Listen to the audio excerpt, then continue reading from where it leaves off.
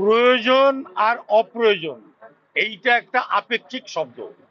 আমার এই জামাটা গায়ে না দিলে কি হতো, কিন্তু দিয়েছি। একটা জাতি তার ভাষা, তার সাহিত্য, তার সংস্কৃতি, সে নিয়ে তার পরিচিতি গড়ে ওঠে। যে জাতির ভাষা, সাহিত্য, সংস্কৃতি শক্তিশালী, সারা পৃথিবীতে সেই জাতি শক্তিশালী জাতি বলে পরিগণিত হয়। বাঙালি জাতি সাহিত্যে, সংস্কৃতিতে, মেধায় একটি উন্নত জাতি হিসাবে পরিচিত। বাংলা ভাষা আন্তর্জাতিক স্বীকৃতি পেয়েছে, ধ্রুপদী ভাষার মর্যাদা পেয়েছে। ভারতবর্ষের বিভিন্ন প্রান্তে আমরা দেখেছি, জেনেছি যে অনেক রাজ্যের নিজস্ব ভাষা, নিজস্ব সঙ্গীত আছে, নিজস্ব পতাকা আছে, অনেক রাজ্যের আছে।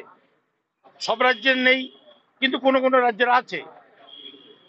তাহলে আমাদের যখন একটা রাজ্য সঙ্গীত এত বছর পরে মাননীয় মমতা ব্যানার্জির সদিচ্ছায় এবং আমাদের জাতিকে গর্বিত করার জন্য, অহংকৃত করার জন্য একটি রাজ্য সঙ্গীত উপহার দিয়েছেন মাননীয় মুখ্যমন্ত্রীর কাছে এবং বিধানসভার সমস্ত সদস্যদের কাছে, সরকার পক্ষ, বিরোধীদের পক্ষ, সবার কাছে আমি একটা আবেদন রেখেছি যে অন্যান্য রাজ্যের যখন রাজ্য সঙ্গীত আছে, রাজ্যের পতাকা আছে, আমাদের রাজ্য সঙ্গীত আমরা পেয়েছি, আমাদের রাজ্যের জন্য একটা নিজস্ব পতাকা ভাবনা চিন্তা করা হোক, যে পতাকার মধ্যে দিয়ে আমাদের রাজ্যের সংস্কৃতি, কৃষ্টি, নিজস্ব পরিচিতির প্রকাশ পাবে।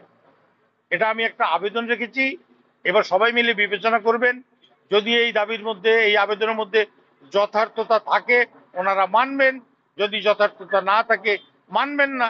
আমি আমার মনের কথাটাই বিধানসভাতে বলেছি। যদি সেটা হয়, যে ভাবনাটা আমার মধ্যে যদি হয়, তিনি সরকার পক্ষে হোক, বিরোধী পক্ষের হোক, যে হোক, যদি এই ভাবনাটা তার মধ্যে আসে, তাহলে তাকে স্যালুট।